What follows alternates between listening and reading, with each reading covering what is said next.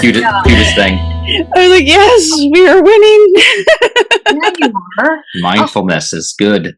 Yes, exactly. All right. So welcome to Smiling Souls, everybody. I'm Stephanie and this is Wendy. And today we have our friend Dan on today, Dan Schaal. And I am so excited to have Dan here because he's amazing. He's a very good friend. And he does really cool things. And I think everybody's going to love hearing from him and learning from him about what he does. I'm just going to hop right to it. I'm going to ask Dan to introduce himself and share what it is he does, because Wendy does not know Dan at all. They have not really spoken. We chatted a little bit before you arrived. I told him, I said, Steph is really excited about you being here. I said, this is all she's talked about for the last 2 weeks. My friend Dan said yes. Pressure. No.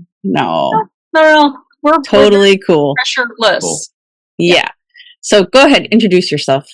Well, first of all, thank you for thinking of me. It's always an honor to be even thought of to speak in these forums. You guys put a lot of effort into your podcast, and so just I hope that I can add to it and not be a detraction. No, I'm a Gallup certified Clifton Strengths Coach. Clifton Strengths, people not many people know about Clifton Strengths. I think I was surprised that more people hadn't heard of it. For those of you who are like, what's he talking about? It is an assessment that kind of ranks your 34, everyone has talents or skills or strengths. We've heard those expressions before. Based on how you complete this, this assessment, a 177 question assessment. It's very detailed. It ranks your 34 strengths, 1 through 34. And it's, you've got the DISC, the Myers-Briggs, the Enneagrams, all of those freebie ones that sort of we can do. This one is not a freebie because it's way more intense. It's got so much information, way more than I'd ever imagined when I took it.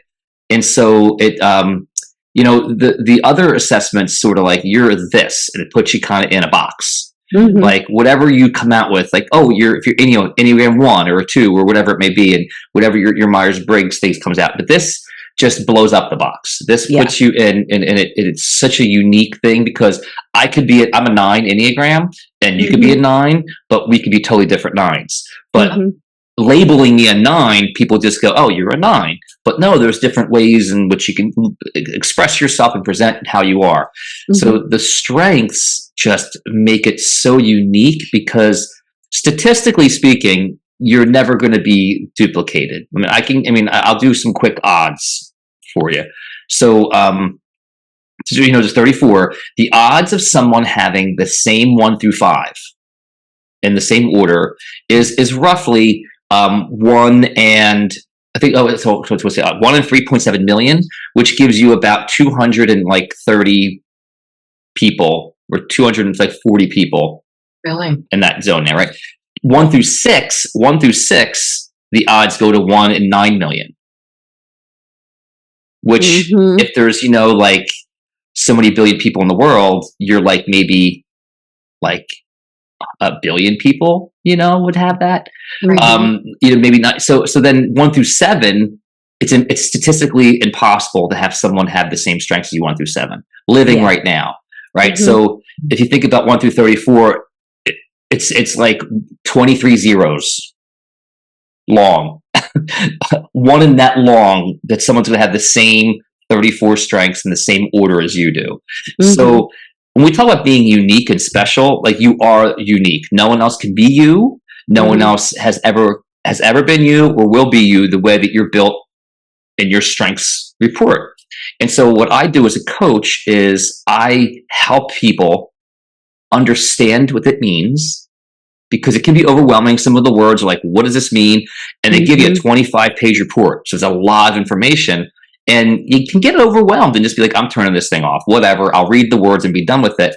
So my job is to help people understand what they're reading, learn what it means, then to fall in love with themselves.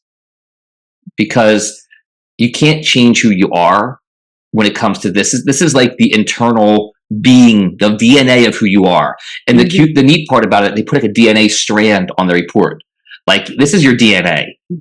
So then I want you to be able to apply those things. So I want you to learn who you are, or learn your strengths, love your strengths, and then live your strengths. And so I take people, for mostly women, I'll be straightforward, mostly women, because men typically don't want to do the work.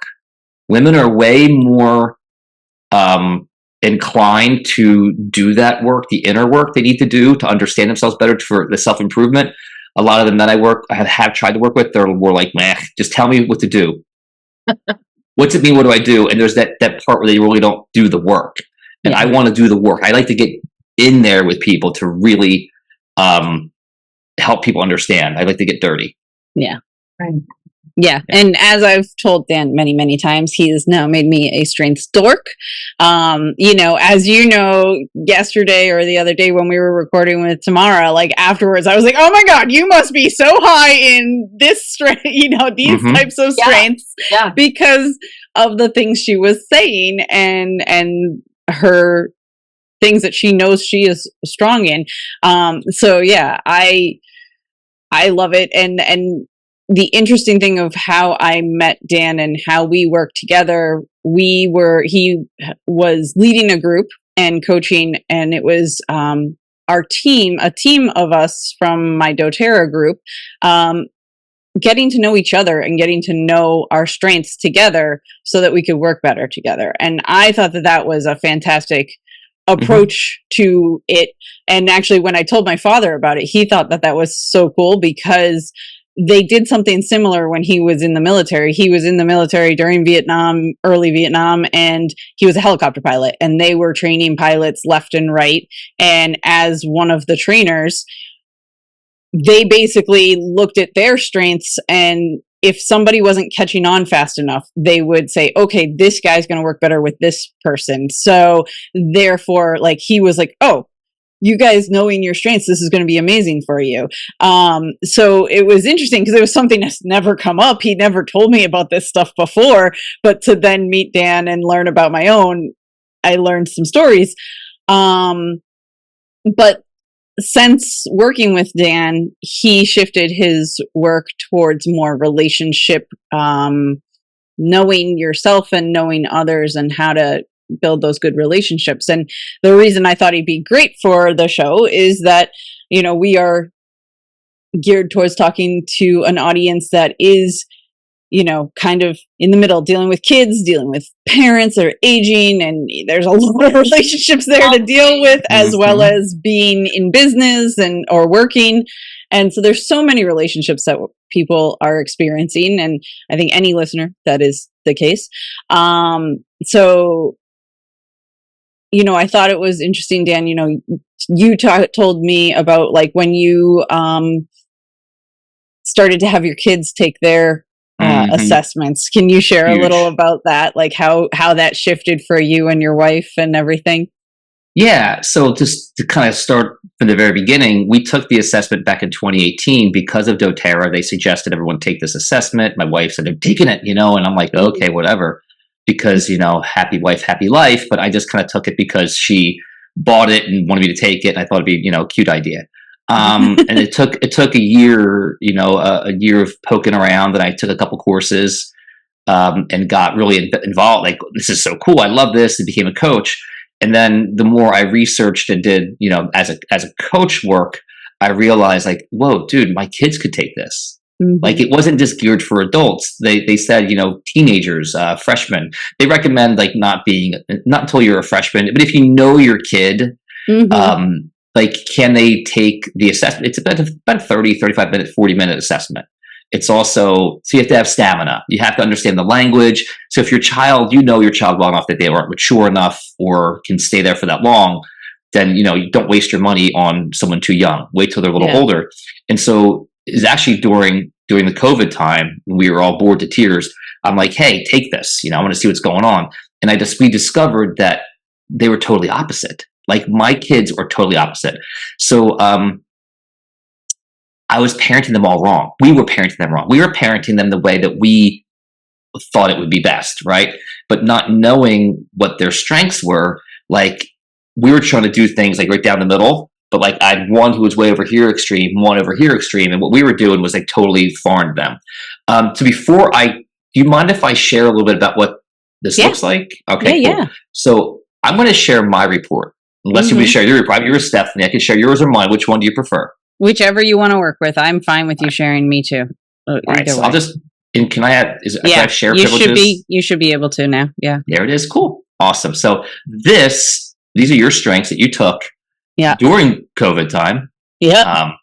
But I want to kind of lay out this box right here. This is the box that's really important for people to understand. You've got the 4 different colors, and there are 4 different, we call them domains or areas in which these are categories where the strengths are. The purple ones are called executing strengths. It's how you get things done. How do you take action? Influencing strengths are those, how do you get others to take action? How do you take charge and get others to move? The relationship building strengths are about how you connect with people and, build those relationships and maintain them, and what you focus on in those relationships and how you build them. And then the green ones are strategic thinking. It's how you process information, analyze information. What do you do with the information? Okay. So like you can see here, and I'm going to try to make this a little bigger so we can see your top 10. What I like to do is look at someone's top 10. That's the most important part. And which are right here. And to kind of say who Stephanie is you count up the colors, right? So I look and I go, okay, she's got 1, 2, 3, 4 blue, which are relationship building. She has 1, 2, 3, 4 green, strategic thinking. So she is a dominant relationship builder and strategic thinker. That's where she leans first. And I mean, Wendy, you know her better than most people here. Is she someone who and looking at what she's got here, she has some strengths, these green ones. I'll start there first. Input, intellection, strategic, and learner. Yeah, 100%. Does Steph like reading and researching and learning all new things? She 100% does. And she's the brains behind this podcast, just saying. And she's a planner. Yeah. That strategic is a planner, right?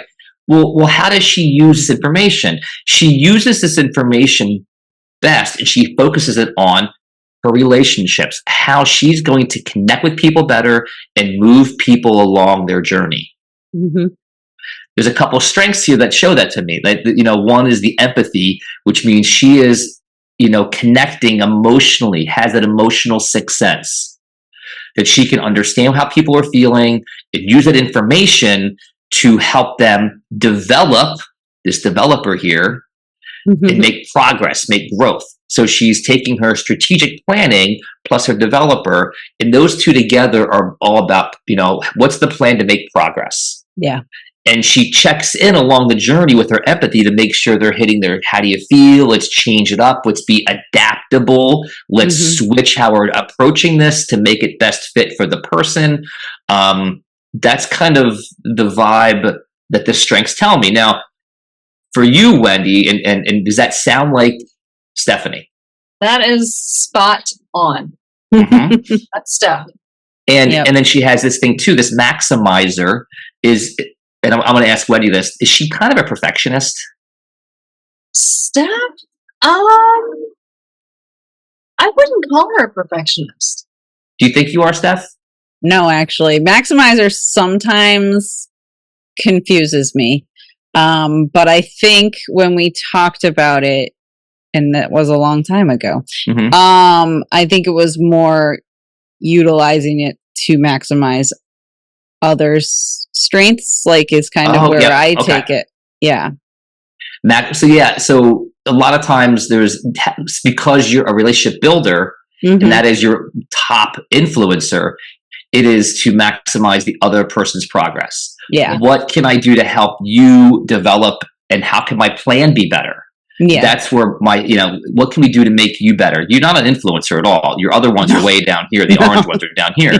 So it's not like you're maximizing to say, look at me. You're maximizing to put the spotlight on someone else. Exactly. Yeah. I want to maximize you. Yeah. So, and you have this thing called responsibility, which means you're a woman of your word. Yeah. She is. Yeah. So when we take a report, when I get a report, we do a little bit of, it's like the learning portion of it, right? So we have to learn what all these terms mean. Some of the terms are really consistent with what you think they mean. Others, like, it's like a totally different word. Like, that doesn't make sense to Webster, but it's like their definition. So you have to kind of discern the difference between the two of them.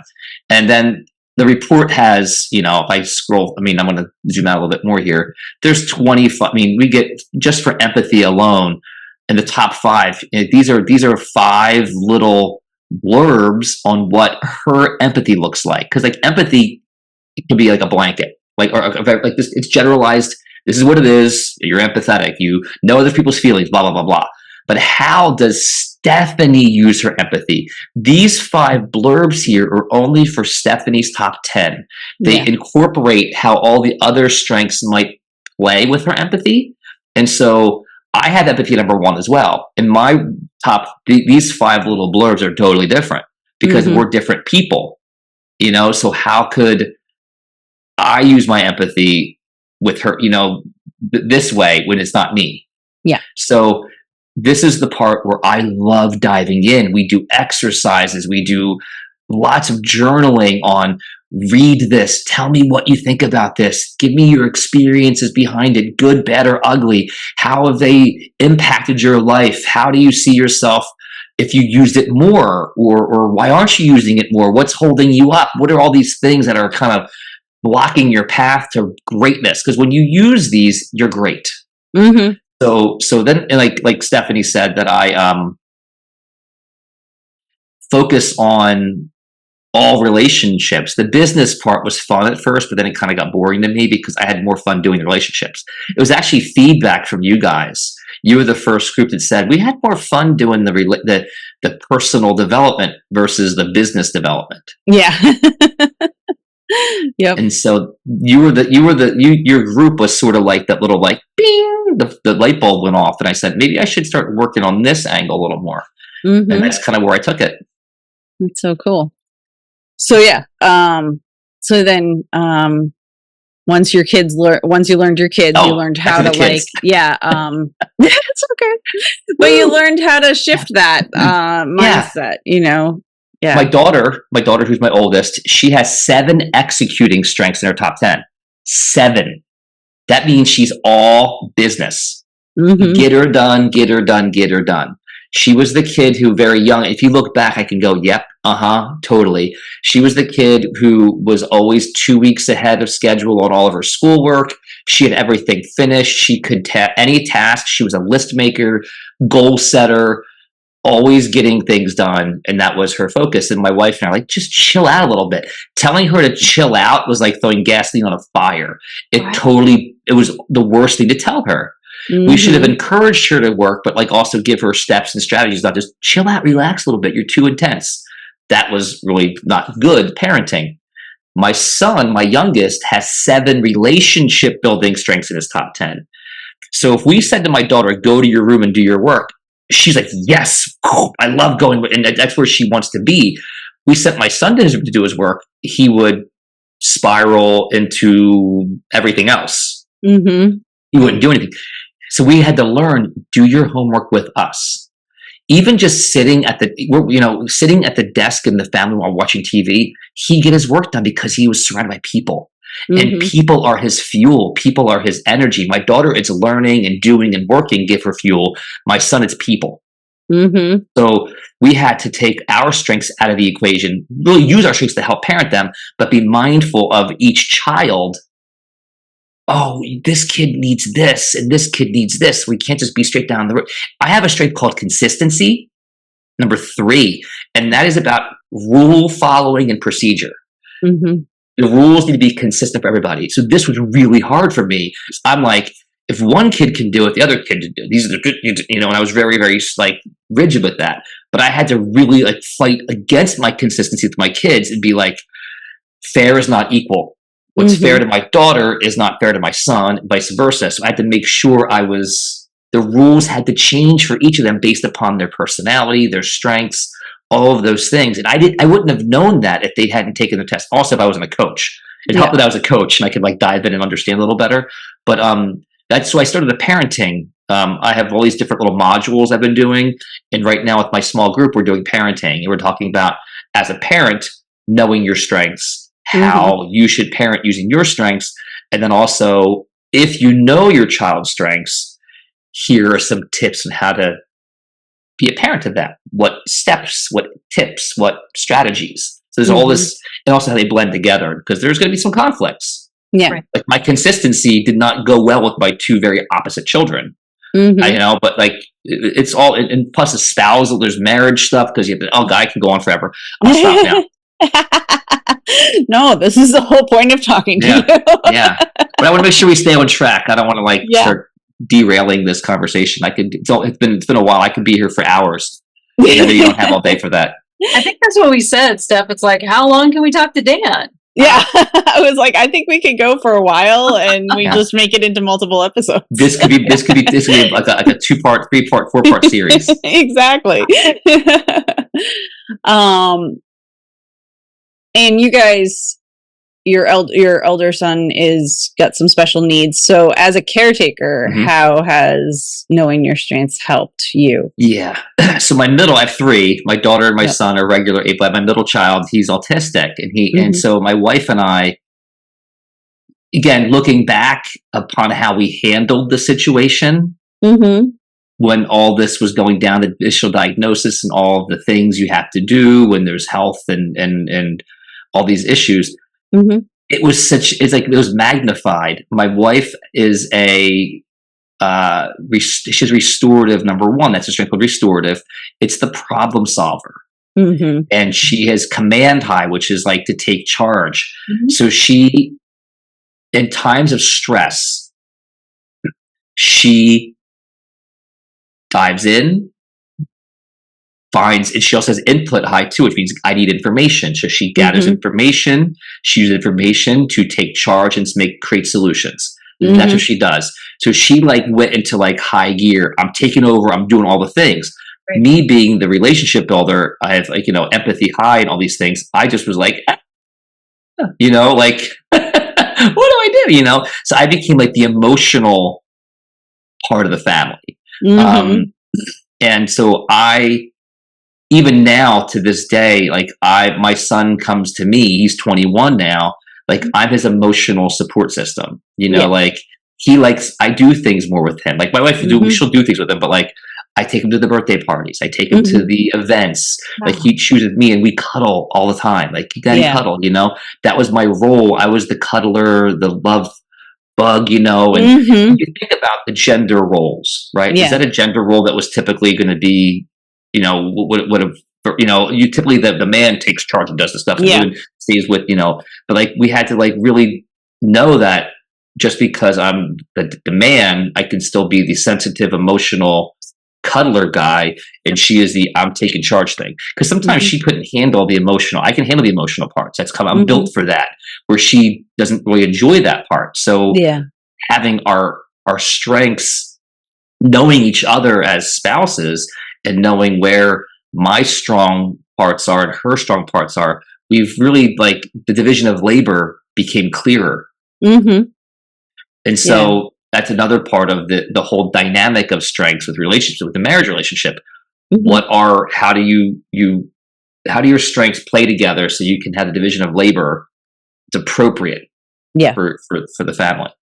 So have you ever worked with people where, say,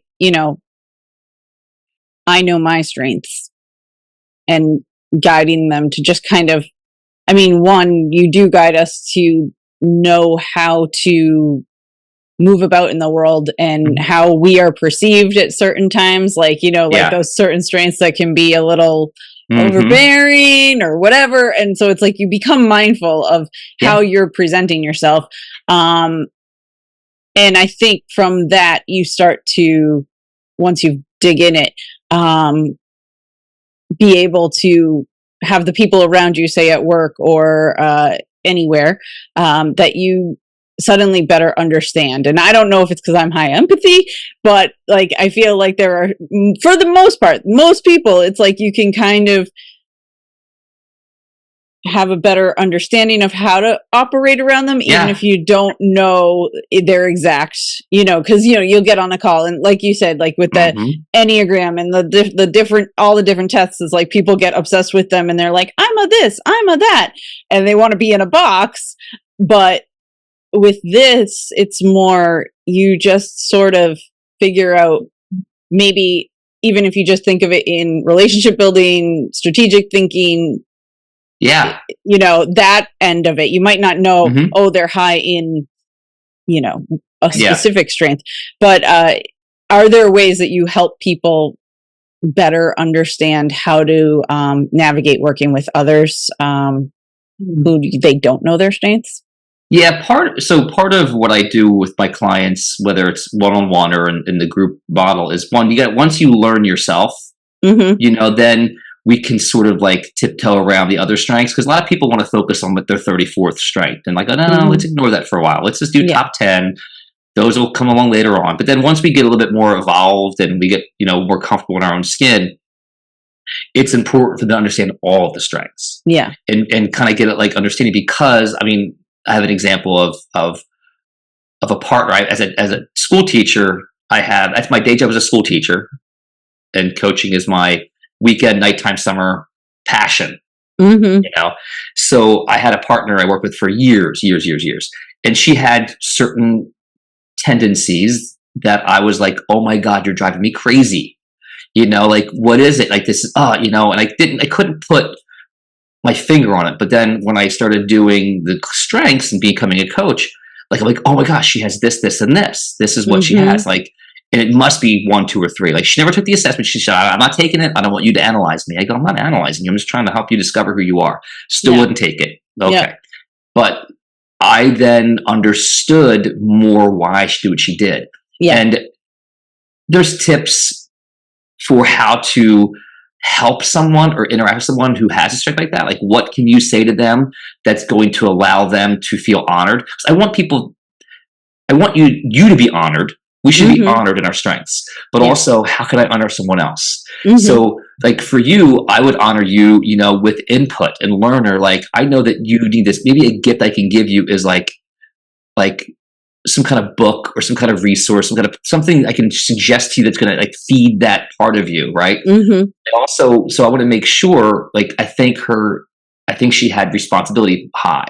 So she always, so there's also, this is like, I circle around and I'll say things, but you've got these things called the balcony of a strength and the basement of a strength. Like, obviously the balcony is when you're using it really, really well. It's, yeah, you know what I mean? Like, I'm really hitting it. That's on fire. And the basement is when you're struggling. Something's going off or something wrong. It's off kilter where you're not really operating at full capacity. And one of the basements of responsibility is burning the candle at both ends, not saying no, being a yes person, and you get your schedule so overwhelmed, right? Well, then you become the martyr. Then you become the, oh, look at me, I'm doing everything thing, right? So I was like, she was doing that a lot. I'm like, she's got responsibility high, because she would say, only I can do it. Only I can do it. If it's not me, who's going to do it? Like, and she has trouble saying no or letting go. So I had to encourage her in a soft, kind way without her knowing it. One, taking on things before she would take them on. So it would empty her plate a little bit, or encouraging her to say no, to helping her prioritize, to helping her like understand the big picture, because everything was a big deal. But I'm like, no, it's really not. If you say no to this, it's going to get done. Someone else will do it. You don't have to do it. So working with her in a way, almost like secretly coaching her. Yeah. Say you were doing it on the down low. Yeah, totally. But because I knew strengths and I could kind of like understand where she was coming from. Yeah. I was like coaching her day to day on how to be a better human. I also helped others around me. They go like, listen, help this, do this, make sure we work together. Which is really cool, because I was like basically doing a little social experiment every day at work. Yeah. I love that. Yep. Yeah. But it's also helped me communicate I changed schools a couple years ago, and and then people knew me in like district meetings at a school district, but didn't know me, right? So I came to the school and I said to have new partners. I go, this is what I do. I have empathy high, I have communication high, I have includer. Includer is a strength that I want everyone to feel welcome and involved and invited in the group. And so I also, so if new people come around, I will ask a lot of questions, and I don't mean to intrude or to be, like, I don't want to be like in your business, Nosy. nosy, but like, this is just me wanting to get to know you so you can feel welcome and we can have a conversation and build a relationship. So I said, if I ask too many questions, tell me stop. I will. You know what I mean? And they like, oh, okay. Like, the one person said, I'm like, what's this dude asking all these questions for? It's who I am. Like, so you have to learn. So once you become comfortable in who you are and you learn your strengths, you can say, like, input for Stephanie's high. Input, if you've ever, watched the show Cheers back in the day, it's the Cliff Clavin strength. Like, he always would say, little known fact there, Normie. And he would like have a fact on everything. People with input are like this resource. They have all this information, and so they can like comment on anything because they go, oh, I have something to add to that, or whatever it may be. And sometimes, depending on the situation, the person, it can be real annoying, right? So Stephanie could go, hey, listen, she could get into a situation, she could say, like, do you mind if I add something to this? Because I really I love sharing information. If it's a good time, I will. If not, I understand completely. So people will give, like, she's asking for permission. If they say, yeah, Stephanie, give us what you feel and tell us what you think. All of a sudden, Stephanie can go, but if she says, if I word vomit too much, tell me to stop, And so so she's preparing other people to know who she is. So she's setting expectations in the relationship and the conversation. She could set boundaries with people, like, whatever may be a trigger to her, that she can say, this is not or I don't want to trigger you. So we learn all these little nuances about ourselves, and then we build up the specific relationship set. Your spouse, your child, even at work, friends, how to communicate clearly your strengths so those relationships stay healthy and they stay true. Because when we hide ourselves, like, listen, the worst thing possible is to get duped in a relationship or a friendship. And the person just fakes it. All of a sudden, the true person comes out, and you're like, I just wasted. Now, sometimes it's even a marriage. You get duped by a person and you get married, and then all of a sudden you're like, whoa, this isn't the person I was courting that was courting me. This is the person we dated for 2 years. Now we're married and you're a totally different person. Like, I was just faking it to get you to marry me, or whatever it may be, or a friend, So this is really important that we maintain our authenticity by knowing this, so our relationships can be true. And sometimes you got to cut people out. Yeah. Now, the hardest part, though, is your family, not your spouse or your kids. It's your siblings and your parents. That one is a tough one. Yeah, that could be a whole new podcast. We're gonna table that for like later, but that's a really difficult topic to get into because there's a lot of history there. Because when we learn our strengths, we change. We change, and and what the only person that gets uncomfortable is the other person. Like, you're going to make others uncomfortable when you discover who you are and you start changing. Like, whoa, wait a second. Where is the old person? I want that guy to come back. I want that girl to come back. You're different. What's different about you? I don't like this. And they'll try to manipulate you to go back to your old ways to get what they want. But it's not healthy for you. Yep. I think it's interesting that you say that, because while you were talking, I was thinking about the factor that during COVID, when COVID hit, I was like, oh my God. Because, when there was the immediate lockdown, Joe, my husband's a Boilermaker. He's normally out of the house 99% of the time, like, leaves at 4 or 5 in the morning, comes home at God knows what time, eats and showers and sleeps, if he's on a job. And if he's not, God knows. But he can't sit still when he's not working, typically. So the idea of him being home with nowhere to go, like, I just thought, this is gonna be horrible. Amazingly, luckily, puzzles kept him alive, because he just puzzled and puzzled for like 3 weeks, like every puzzle we had. And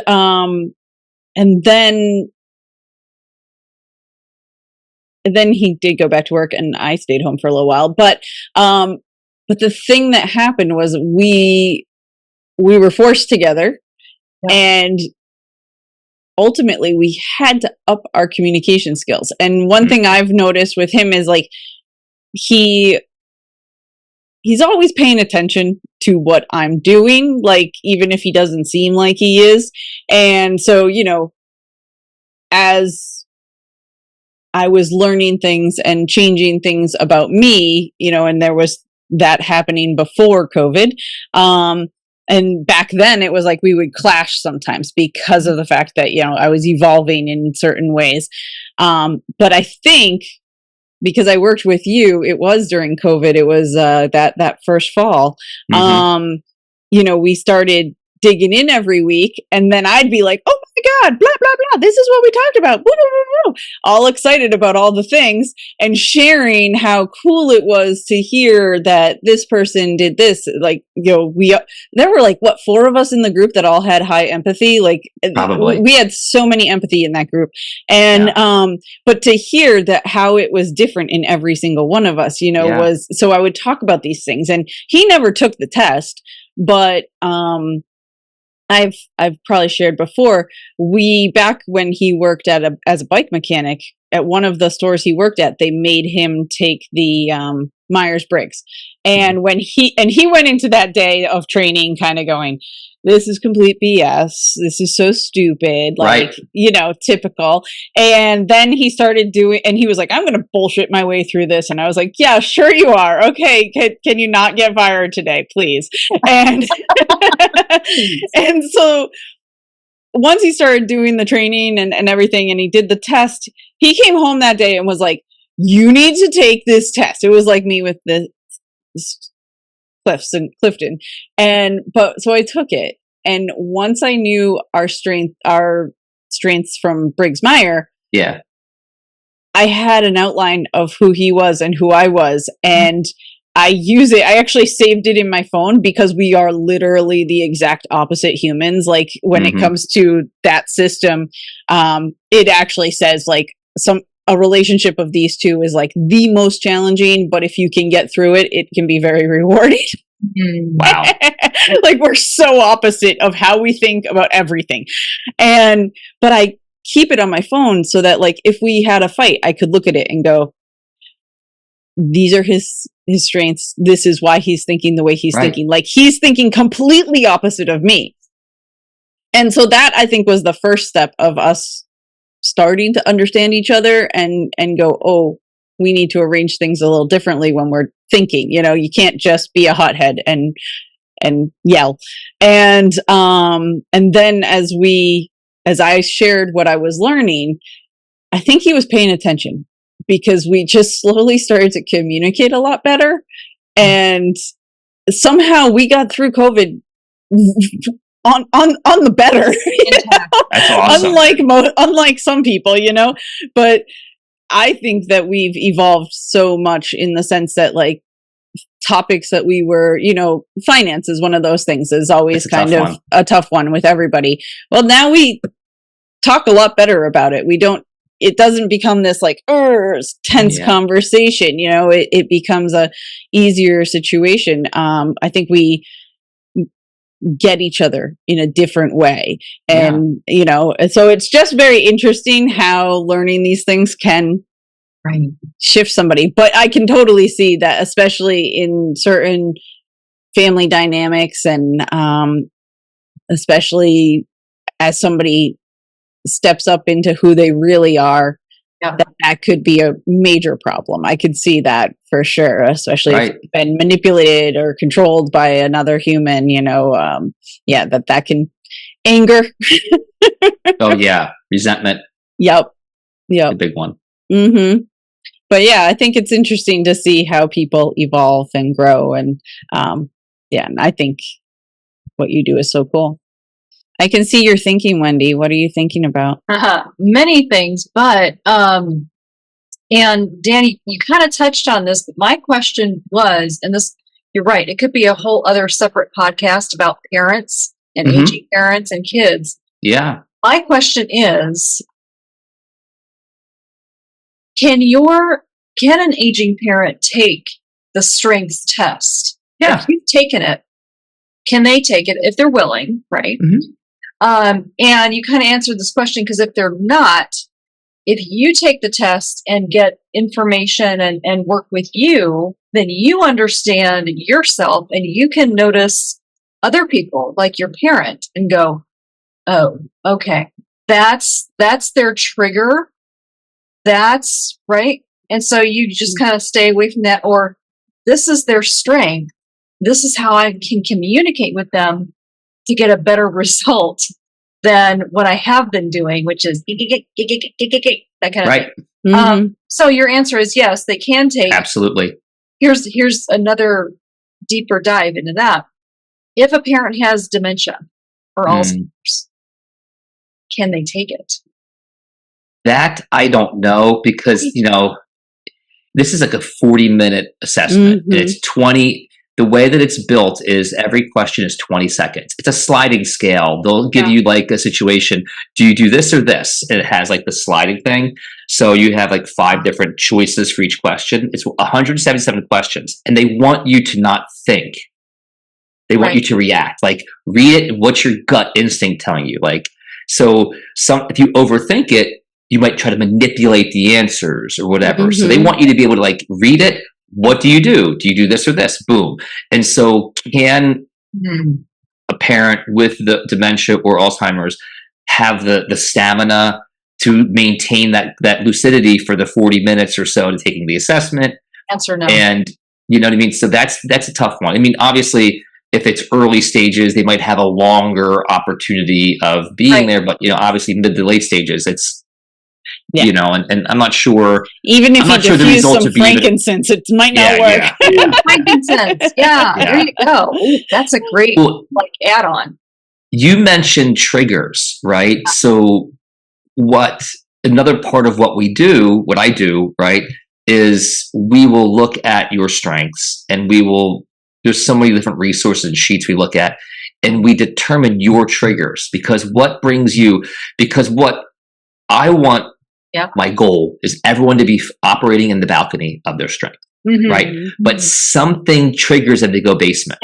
So we have to over the long haul, this week we're looking at what are your triggers, what happened in this strength, what makes you do this. Think about this type of behavior, like if you have responsibility high, what makes you say yes? What makes you what's bringing you to that point?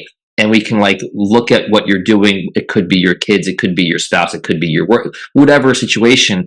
And then we learn how to manage it. We look at strategies. How do you manage that? So when you see it coming, when you sense it coming, how can we stop it before it gets too far? How can we put the brakes on? Or how can we tell somebody, I'm starting to not be me. I need to take a break. I can't do this right now.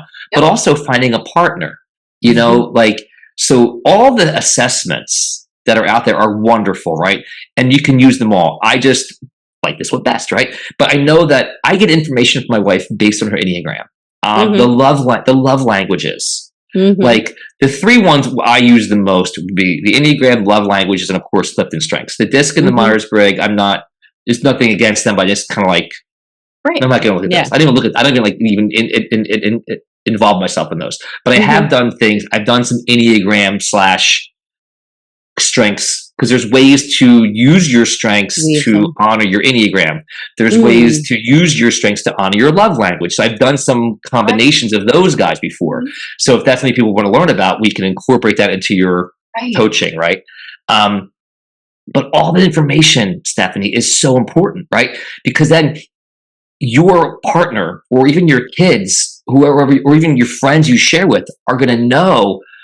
You have to use them as, okay, so back up. Our cars, here's a little analogy. Our cars these days have all kinds of beepers and sensors if you're going to crash. You have the backup cameras. You even now have cars that can automatically park for you, right? The parallel parking car, and gets you into places. Thank God. When we started driving, we had to use our brains and our mirrors. We had to practice. We had to look over our shoulders, make sure everything was there. Boom. And if you didn't check your blind spots, you would crash. You'd hit the shopping cart in the parking lot, the mailbox, your neighbor's car, whatever it may be. Now we've got all these blind spot monitors. The mirrors that are flashing when someone's in the passing lane, whatever it is.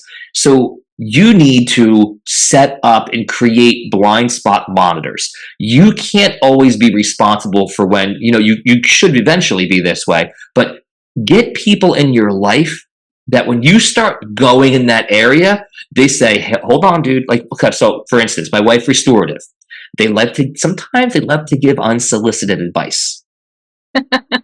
They see a problem coming that someone else doesn't see, and they want to throw a solution out there. So I use this. My wife has given me permission, so I'm not going to get in trouble for this.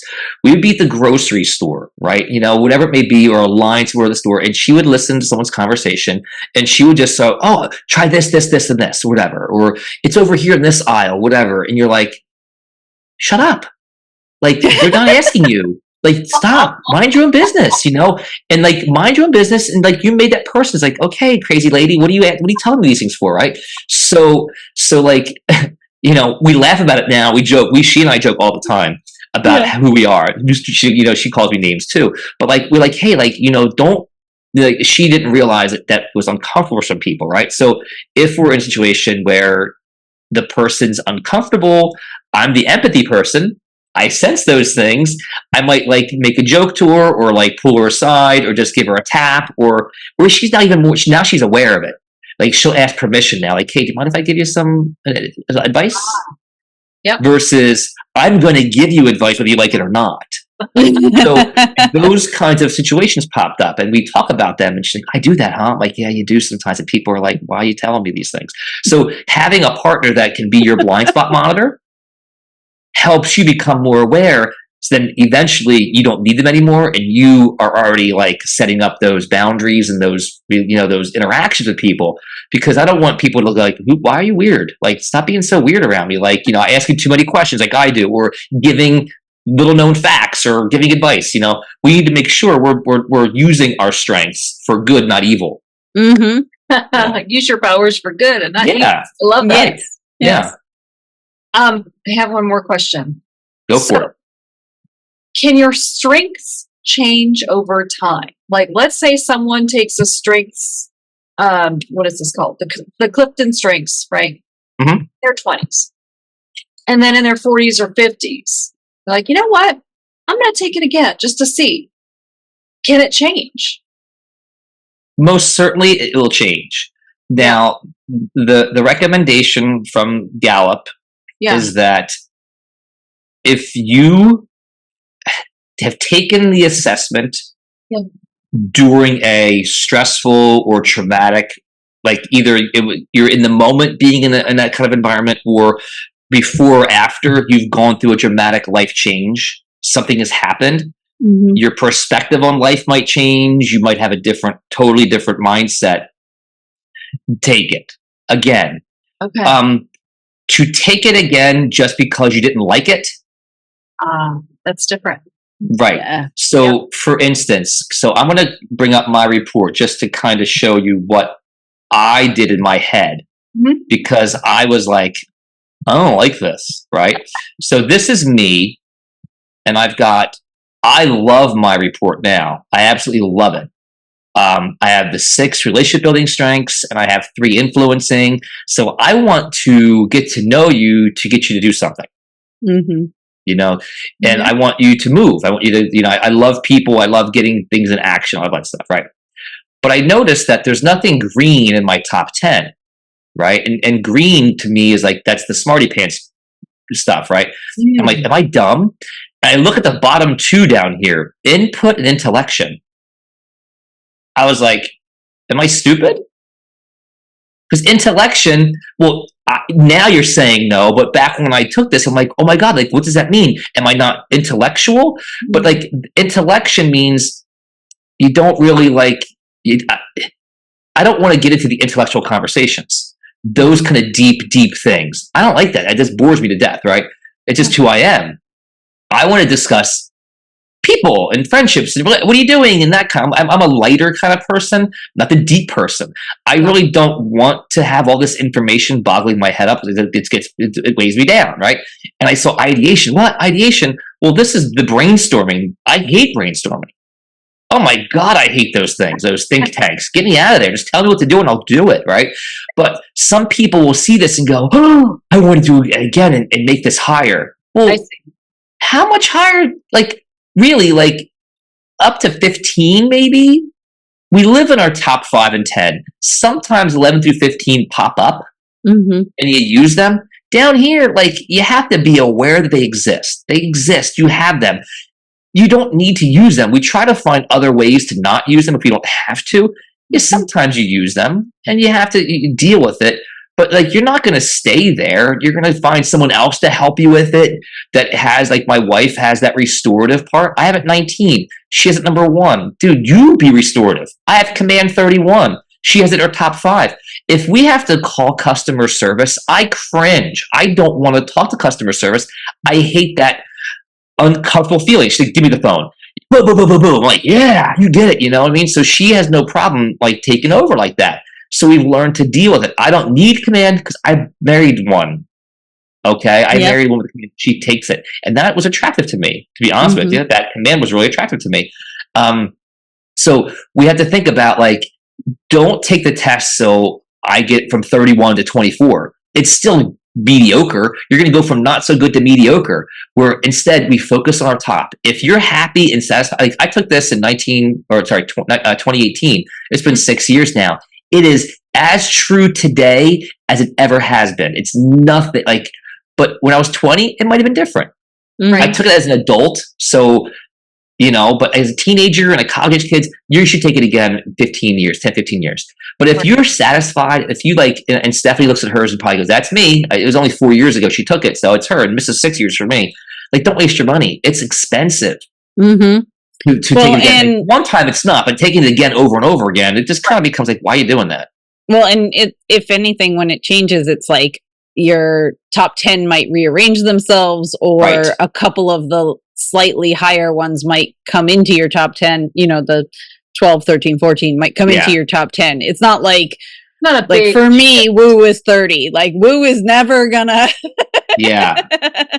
I did coach a woman, and she had in a group similar to what Stephanie had, and this woman was just sharing herself. I'm like, your report is are you sure this is your report?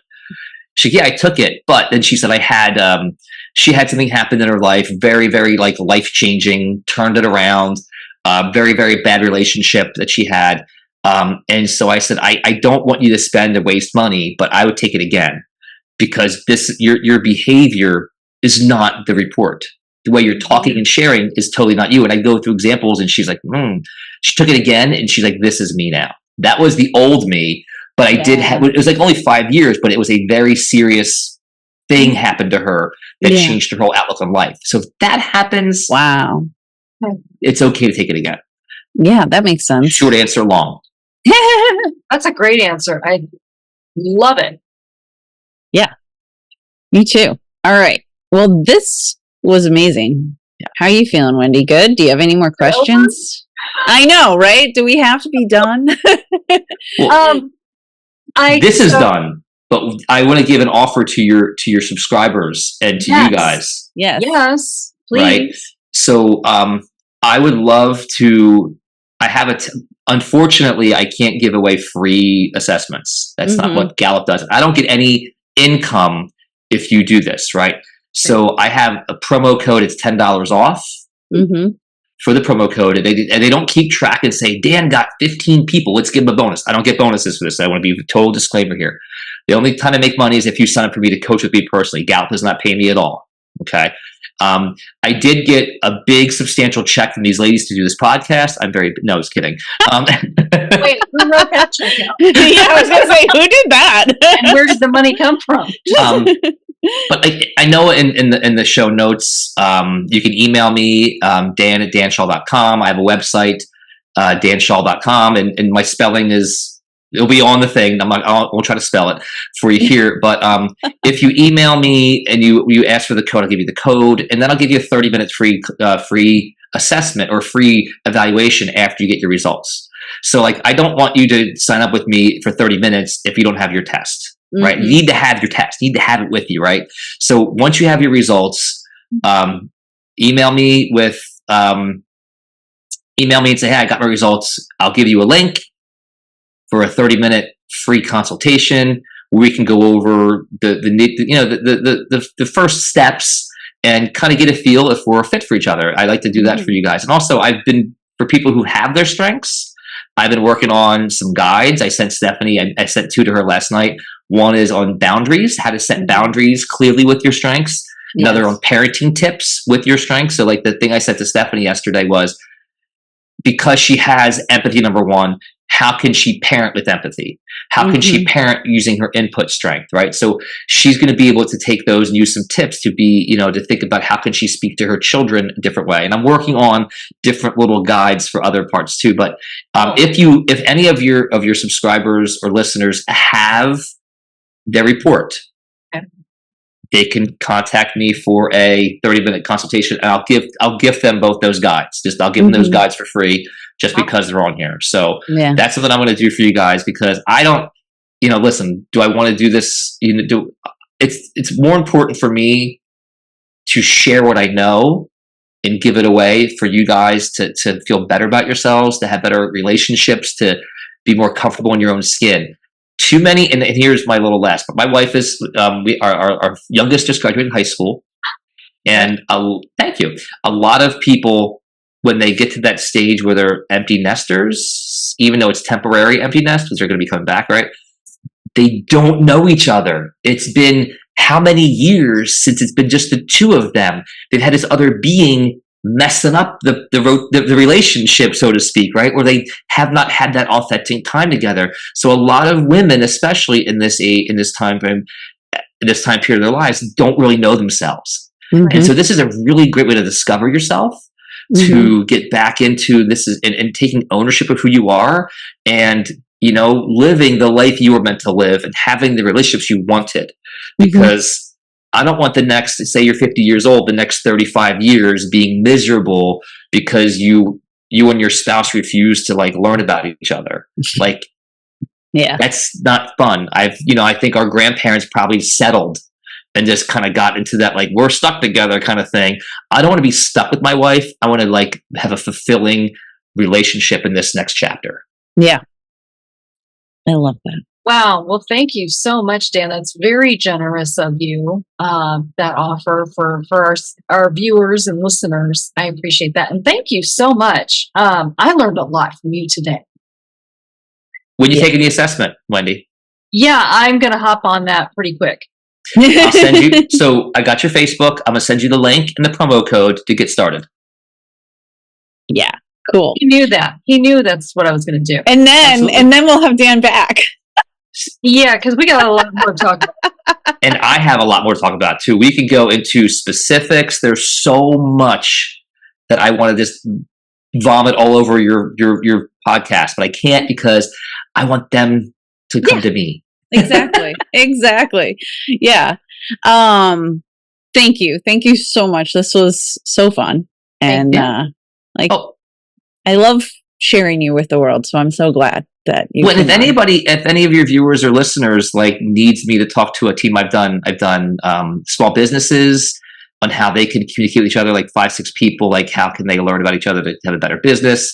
If you need it, I love to speak live. I love speaking live. So if you have a live thing, get me I'll come to you. If it's close enough, I'll drive to your place and stand on the stage, and I have all kinds of activities, and so it's interactive. It's not just me speaking. There's things you're going to do. So it's a lot of fun, and I really want to, share all this, because it's changed. I think that it's changed you and your relationship. So I think you're a prime example of what this can do for you. You know what's interesting? I didn't even think about it, but we worked in September, October, November 2020. November 2020 is when I stepped up to interview to be the managing director of Polka Dot Powerhouse for my chapter. Oh, do you think that's the reason? I mean, I think I had, that responsibility kicked in. Our chapter was about to dissolve. Our managing director was stepping away, and we would have just become part of the worldwide chapter. Not that there was anything wrong with that, but the energy of our group, I loved the energy of our group. So I stepped up. I didn't know if I had a shot because I barely had been a polka dot, like I had only just joined in December, so I was like, I don't know if this is going to happen. But it's interesting because even